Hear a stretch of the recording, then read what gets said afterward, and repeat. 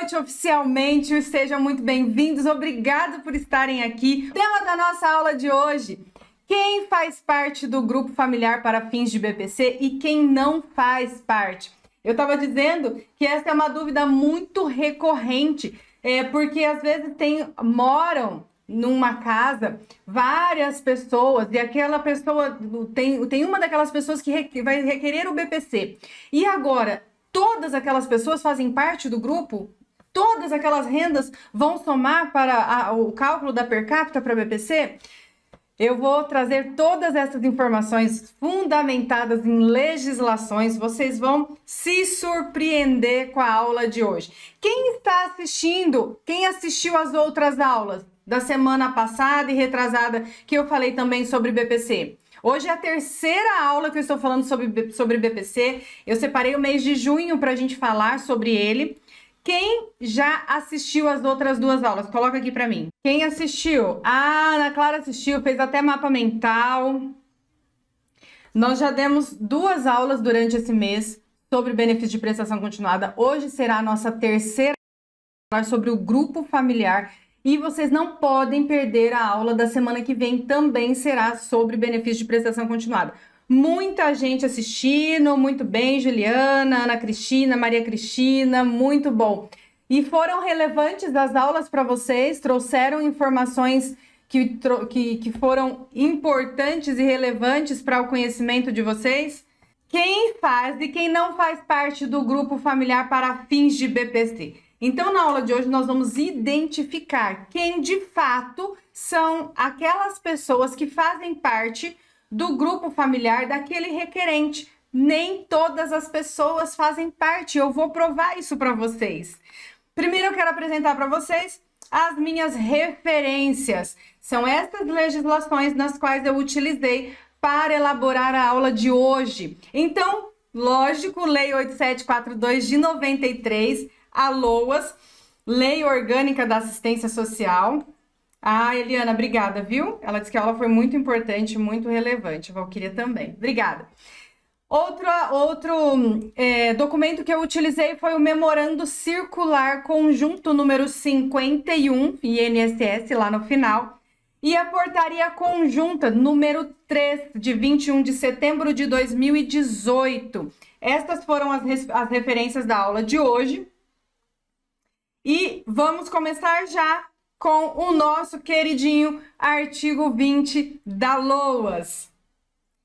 O benefício de prestação continuada é a garantia de um salário mínimo mensal à pessoa com deficiência e ao idoso com 65 anos ou mais que comprovem não possuir meios de prover a própria manutenção, nem tê-la provida por sua família. Aqui, esta partinha vai fazer todo o sentido da nossa aula de hoje. Nem tê-la provida por sua família. Mas que família é essa?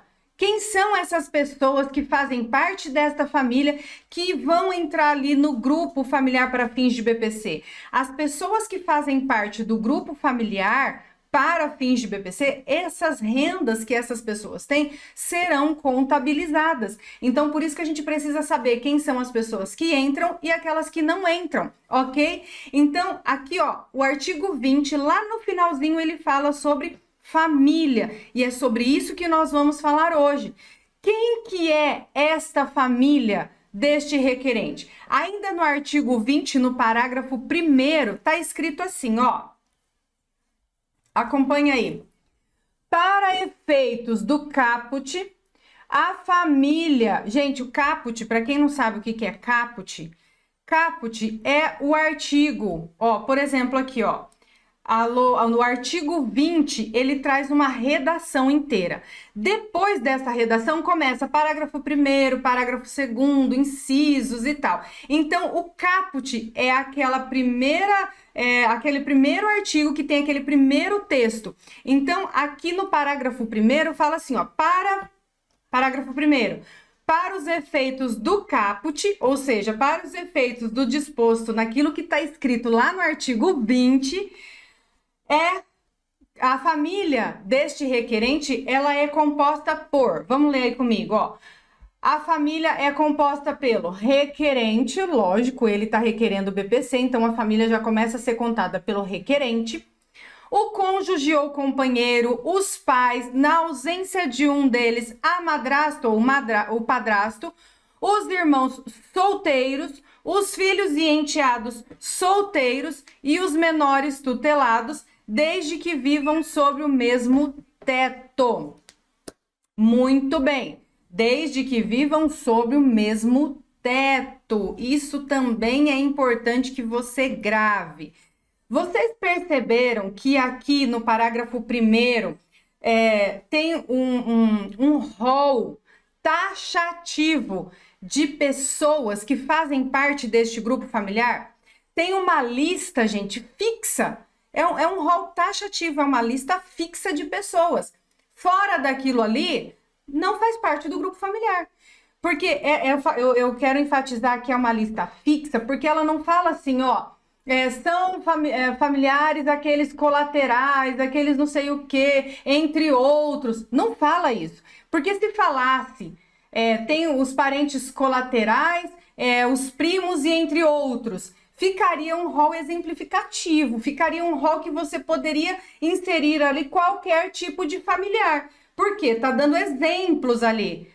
Mas aqui não, é um rol taxativo, é um rol fixo, é uma lista fixa. Olha só, quem são as pessoas que fazem parte do grupo familiar para fins de BPC? Tá aí, ó, requerente, cônjuge ou companheiro, pais, na ausência de um deles, madrasta ou padrasto, os irmãos solteiros, os filhos e enteados solteiros e os menores tutelados.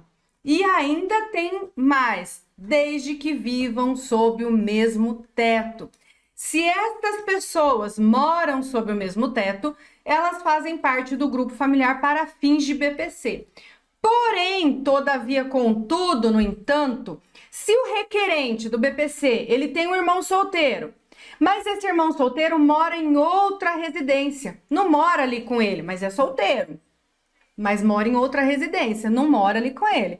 Esse irmão solteiro não faz parte do grupo familiar para fins de BPC. Ah, mas é solteiro, mas não mora sob a mesma casa, mora em outra casa, tem outro comprovante de residência, mora em outra cidade, foi embora, trabalha, sei lá, é solteiro. Se não mora sob o mesmo teto, não faz parte do grupo familiar para BPC. Ou seja, a renda desse irmão solteiro que não mora ali não vai ser computada. Outra informação importante.